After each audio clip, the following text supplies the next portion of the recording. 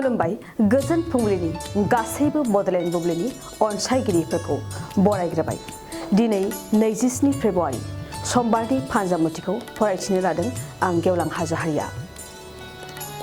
फान्जामुथिनि गिबियाव दं मेष राशि।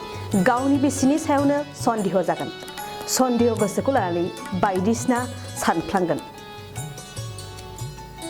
वृष राशि। सोलोंथाइनि फारसे मोजां। सोलोंथाइनि गेजेरजों नोंथांनि मुङा गोसारगोन। जायखिजाया खामानियाव जाफुंसारगोन। मिथुन राशि। समाजनि गाज्रि खामानिखौ निन्दा खालामगोन। साननाय हनायफ्रा सांग्रां जागोन। मोजां लामाजों आगान सुरगोन। कर्कट राशि। समाजाव मोजां मान मोनगोन। समाजाव गोदान बिबान मोनगोन।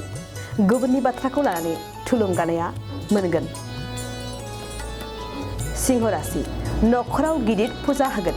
फुजा होनायजों नखरनि जेंना जेंसिफोरखौ उदां जानाय मोनगोन। कन्या राशि। मोजां सान जानाय नङा।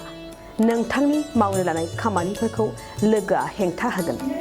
लोगोनि फारसे सांग्रां जानाया मोजां। तुला राशि।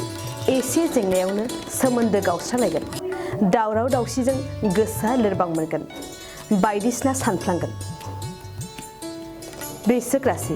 बिसि फिसायनि गेजेराव सोमोन्दोआ साबसिन। जायखिजाया बाथ्राफोरखौ सानैनि गेजेराव फोरमायलायगोन। धनु राशि। बबेबा मोनसे खामानिनि थाखाय गावखौनो सिमान लागोन। थांखि मावफुंनायाव गुबुनजों गोरोबथा जागोन। मकर राशि। सांग्रां जा।